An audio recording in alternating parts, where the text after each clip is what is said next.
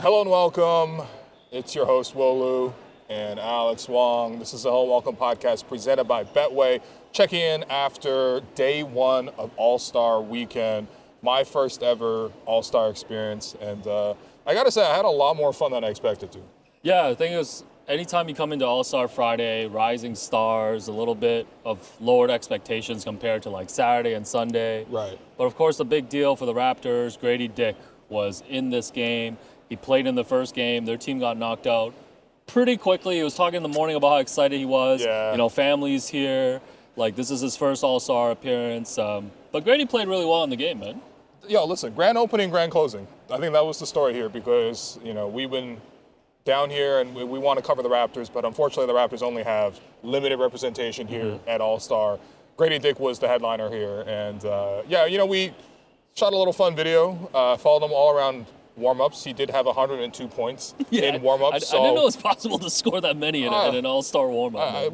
Honestly, we had to cut it down because there was so many points. But, you know, when it came to the game itself, I thought he was going to be in a good mood. Like, he actually looked like he was in a great energy all day. And when he came out, I mean, he scored the first couple points for his team. Which team was it again? Listen, the teams are split, so there's four teams. So there's three, I guess, coached by the Run TMC, Mitch Richmond, Chris Mullen, Tim Hardaway. These are like Bay Area legends. Yeah. And then the fourth team, which we'll talk about in a bit, the G League team was coached by another Bay Area legend, Jeremy Lin, who was blonde like Jerome. Yeah. So respects to that. Actually, Jerome's hair looks better, to be clear. But we don't know the answer to who coached. I think it was Tim Hardaway's teams. But okay. Grady actually came out and played really well. I thought he was in a great rhythm. He led the team with 12 points. He seemed like the only guy who was taking it seriously because my only disappointment is, look, if you're going to change the All-Star format and you're going to make it a thing where it's like you have a chance to make it into All-Star, Sunday, right? You got to share the same court as the biggest stars in the NBA. And quite frankly, like, you don't deserve to because of the fact that this is a new sort of wrinkle added in. But play hard. And that's where I'm like, Grady played hard. Grady played like he was like hungry and trying to get to that game. The rest of those guys, Zachary Risachet, number 1 overall pick, Alex Sarr, number 2 overall pick. I mean, 1 and 2, both trash. Yeah, Jaime Jaquez couldn't like make a shot all day. Jaime Jaquez is like 34 years old at this point in the Rising Stars game. Didn't look like it helped him much. Pods, Brandon Pajemski, bro. His fall off has to be studied. It's unbelievable, man. Sophomore this guy was trying to riz in the back. We were doing a lot of media, and he was trying to riz, but it took him a long time. What do you mean he was trying to riz? I don't even want to put out the footage, but he was trying to riz. Okay. It's fine. But I'm like, dude, as long as you go out there and hoop, and this is your city and everything like that, you got a huge cheer from like that. This is your city, Brandon Pajemski. This is like 50% attendance in the building. And, like, they all put up duds, you know what I mean? Like, they do not want a chance to be on the court with them. But, I think the big takeaway here is just Grady Dick needed more help. And that's kind of what I was trying to ask him post-game was like, dude, how come your teammates let you down? Yeah. Like, how did you feel about your teammates letting you down? Yeah, I was glad I got to see something that told Masai, which I saw they played defense only during the regular season. So it felt like a relief, having some space in between shots. Yeah. And so that was something good, but at the same time, it felt like we went out there for easy, like 5 minutes, and played both innings. It was quick, but at the same time, it gets them through quick, and I think it's cool format. Yeah, but otherwise, it's pretty cool though. Like being in just being around the All-Star atmosphere. Ran into Masai as well. Masai Ujiri was right there in the mix zone for the media. Super proud father type moment. Like, as the media was talking to Grady after his Rising Stars game, like Masai was taking photos with his phone. Yeah. So, it's cool. Masai and Bobby are here just to support their guys. Sure. I guess their guys being Grady Dick and AJ Lawson. Hey, don't forget about AJ Lawson. Don't forget about G League next up on Sunday, man. Moscone Center, I think that's where we're going to be. That's right. But yeah, I think it's cool sometimes you think about just like for these guys, obviously we follow Grady from like Toronto. Yeah. And like you just think about them getting to experience something like this, right? And I know you asked them too about like, potentially being in the 3-point shootout down the line and things like that. Yeah. And he's going to get to enjoy the rest of his weekend now. Right. So. I don't want to ruin anything that like Masai tells us confidentially. Oh, okay, yeah, please don't. Yeah. And we're not going to do that because we respect and we love Masai. Yeah. But I think the one thing that I think he'd be comfortable with us sharing when we're talking about Grady is he's like, that's the one thing that we've loved about this kid from the start is that kid is not afraid to compete. And he's going to go out there and even if he's going to miss like a bunch of shots, 15, 20 shots, he's just going to keep shooting. And I honestly think that like for young players in particular, like overcoming the fear of failure and not trying to be too cool, not trying to be like, oh, I'm going to try to shoot a half-court shot or like not play defense. Like, no, actually take this seriously. And take this seriously. I actually respect Grady Dick a lot for that. And the Raptors respect him the same way for it too. So it's great seeing Masai. It was great seeing Grady Dick as well. Anything else? Anything else from All-Star Weekend? I mean, you know. I mean, just rising stars in general. Yeah, what do you think? The format was the same as last year. Like you mentioned, the only change is that the winner now gets to go to All-Star Sunday. Right. So the wrinkle being one of the teams here, 3 teams were comprised of rookies and sophomores, and then the 4th team was G League guys. Wow, and then there was another wrinkle in that Reed Shepherd, the 3rd overall pick, is on the G League team because the Rockets have been so good this year. They've sent Reed Shepherd to the G. Yeah. But which other players? Let's tee this up. Which other players were on this G League team? We got Bryce McGowan's coming off the bench. Yeah, we got Leonard Miller. Leonard Miller from Toronto. Yeah, that's kind of all I've got. Dink Pate. Pate. Yeah, I'm not even sure how to say his name. We'll figure that out. Mac McClung. Mac McClung, who potentially was going to be a Friday, Saturday, and Sunday participant. Dude, he was about to do the triple crown. Was Matt McClung. He was about to be secretariat but I think All-Star. we can jump ahead because basically the 2 teams have played each other, and then Elam Ending target score 40 in the first round. The most exciting part about at least Friday so far was seeing Bryce McGowan hit that 3 to actually upset one of the teams. Yeah, to send the G League to the championship game, which they eventually lost to Zach Edey and Stephon Castle's team. Right. But that was super exciting. They were winning. That was the thing. There was a real chance that Adam Silver would have to go on the podium on Sunday and explain the fact that Dink Pat is now guarding LeBron James in the All-Star game. Dink Pat is slapping the floor as LeBron is bringing the ball. You're going to know my name. And you're going to know how to pronounce it too. But that was actually a really cool moment. Yeah. And we all went crazy when that happened. I'm actually curious because in the arena we were having a great time because it was a super close game. Yeah. I always love the target score, Elam Ending. I think that brings up the excitement a lot. Yeah. I do wonder whether that was driven up just by the fact that maybe we were together in the arena. How was the experience watching at home is what I wonder. Because how often do you tap into the All-Star Friday and find yourself locked in and feeling like you're rooting for something? You know what I mean? I might be the wrong person to ask. I think I like hoops. He's also complaining too much about the compete level here at All-Star. No, I'm just saying, take this thing seriously. You got one shot in your life to come do this. Reed Shepherd, I'm sorry. You're not going to be invited next year based on the way you played tonight, right? So, I actually really enjoyed it, the format, and I hope it was enjoyable for people at home as well. It was a little heartbreaking to see, ultimately Keontae George hit the 3 to knock out the G Leaguers, but that was a fun moment. Honestly, for me, one of the highlights too was seeing Red Panda. Red Panda. Man. We're gonna edit out the footage because she did drop some plates at some point. I didn't see but you're not going to see that. I didn't see that. The footage is going to be edited. Bro, this is CCTV right here. You're only going to see the good stuff right here. And All-Star 2 is all about just random encounters, running into people. Trae Young and his kid, we were in the back, was taking photos with all the different mascots that were here. Super adorable. Yo, you think Trae Young switched to Jordan Brand, man? What's going on? Yeah, big reveal. I don't know if this is actually big news because Trae's always been an Adidas athlete. Yeah. You can find his shoes in the SVP discount section I bought everywhere them. Across the GTA. But he was in a full Jordan suit, right? Yo, what are you, Nick DePaula?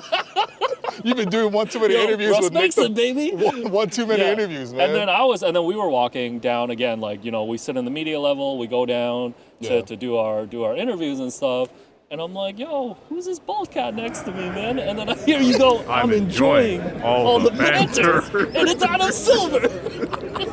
So it's just, that's what All-Star is all about. You were shoulder to shoulder with Adam Silver. No, but that's what All-Star is all about. Even seeing the Masai moment that we mentioned. Right. Or even today, you getting a chance for the first time to do these All-Star interviews. And the interview environment is always very different from the regular scrum. So I think people are very familiar with day-to-day, you show up to practice after games, you're asking specific questions about the flow of the season. Mm-hmm. Here, you're getting a lot of people that are trying to get the social media hits, all of these different type of maybe fun questions, random questions. Yeah. And then I think you were trying to feel that out today too, right? As an experience. We talk about the rising stars, but I'm a rookie to the All-Star Weekend format itself. This is my first time actually going to an All-Star Weekend. And sometimes you just try to fit in, you know what I mean? You see what everyone else is doing, and it's like you mentioned, it's there's a mixed zone back there, and then anybody can walk up, and anyone can ask any question. There's a guy, shout out to whoever this guy was, but he would just walk around to every player and be like,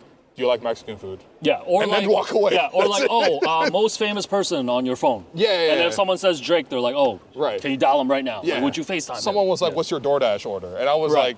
you know what I mean? So it's like that style. And I'm thinking, I'm like, wait, why am I coming here to ask serious basketball questions like, Grady, you know, how important of this moment is it for you and your family? Or like, you know, Zach Edey, like, I know your mom has been a huge support for you in your career. Like, how proud are you as a family to see this go through? I'm like, what am I doing here? Like, it feels like I got to conform. And so I was like, what's one sort of buzzy question that I could ask? And ultimately, you know, me being Chinese and everything, I decided I really want to ask Zach Edey if he went to Chinese school. Yeah. And number two, what's his favorite dim sum item? But the setup question first Right. was, hey, like, you know, you mentioned Yao Ming. Yes. To kind of set it up. Someone did come on and was like, who's one player you would like to play one-on-one all time? And he was like, Yao Ming, because people always put us together. And I'm like, well, dude, you know, you realize that you're like our one hope as a Chinese basketball fan. Like, great Chinese. I mean, let's be completely honest. Yeah. Zach, you are our one hope as a Chinese fan. Yeah. So I asked him sort of the importance of representing, you know, being a Chinese person. And, Sure. and he gave a very thoughtful answer. For sure. And you know, it means a lot to him. And then my follow-up was, do you go to Chinese school? And number two, No, your follow was, can I ask you 2 Chinese questions? and he was like, oh, sure. Yeah. Sure. And then So first one was about the Chinese school. okay, so for the context for people who aren't Chinese, Yeah. or at least even Chinese American / Chinese Canadian, Sure. it's like the number one way to torture a Chinise immigrant is to make the kid spend his Right. entire I weekend can think of a couple ways, but yeah, let's go with it for now. Yeah. Well, yeah, okay, let's not talk about that. That's for therapy, buddy. Come back soon, our therapist. But the number one way to torture an immigrant kid who's Chinese is sending them to Chinese class on Saturdays. Yes. So it's a dreaded Chinese class. So I was wondering, number one, if he took those Chinese classes, and number two, what's his favorite dim sum item? And he answered those here. Hot dog. Yeah, I was pretty surprised by his answer with the dim sum. Actually, what'd you think? I thought chicken feet was in the lead. Yo, if he said chicken feet, I legit would have hugged him. Yeah, and then oh no, I'm not gonna tell the story of the other reporter. Wait, what? Who has a Chinese wife? Oh, don't worry about that, man. Anyways, that's about it for All-Star Friday. I don't know if there's anything else that you know were memorable to you today. Wow. In terms of the experience. The only other thing I will say is, so we put together a fun little dunk contest. Yes, and you can actually see that video here. Yes, I'm a distant third. Yeah. But we tried to show Vince that same video. Oh, yes. And we got snubbed by Vince the Vince Carter. rejection. So Vince is doing like NBA TV. We were at practice earlier today with the Rising Stars. Yes. He was with Candace Parker. Like he's there courtside, posted up. Don't forget about Adam Lefkoe. Come on, man. No, can't forget about Adam Lefkoe. You call him Larry Lefkoe? It's crazy, man. Who is that? Was that the original NBA trophy? So we'll have this great idea because like we had our dunks and we're like, and I did a Vince Carter dunk. Yeah, you did the honey dip, like the elbow through the hoop, and we're like, oh, it'd be super cool. Just show Vince. Yeah, 30 seconds. That's it. Show Vince 30 seconds. So we waited it out. He was done his broadcast. Yeah. We pull up. A lot of other media members pull up too. Yeah. And Vince is like, yeah, man, I'll take a photo with all of you. You all get one photo.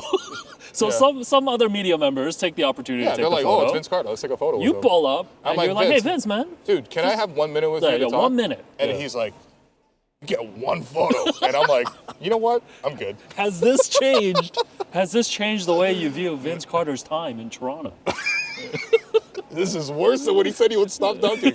No, honestly, I get it, man. You know what? That's the only thing that I don't like about All-Star so far. Is like it does feel a little bit dehumanizing in a way. Yes. Because everyone's just treated as content rather than sort of respecting their agency. Yep. This is why at least I try to at least ask, like, hey, Vince, do you have a minute? Sure. Right? But ultimately, if he says no, then he says no. Well, but am I going to be spiteful? Only slightly. No, listen, like we came up with a lot of great content today. It's fun, yeah. Like you interviewed a lot of like people and stuff, but it's man. like the best convo we had was our private convo with Masai. Like here, Hey, don't reveal what was said, I'm bro. not revealing anything. Don't but reveal it. But this is kind of like the summer league vibe in terms of like there is a little bit of networking going on too. Oh yeah. But I mean, All Star to me, I mean, we can wrap it up on Sunday and talk about it, but it's like Right. All Star to me just feels like one big commercial. Yeah. Like you just kind of roll through, like there's all these events happening, like Sure. everything is sponsored and all this stuff. But I thought we found a way to have fun today. Yeah. For what is usually like the the kind of least, like most, like, you know, the day that's like not appreciated, like the Friday. Yeah. Nobody talks about the Friday. Hey, well, we're always going to have that one shiny moment with Yeah. Bryce McGowan's. But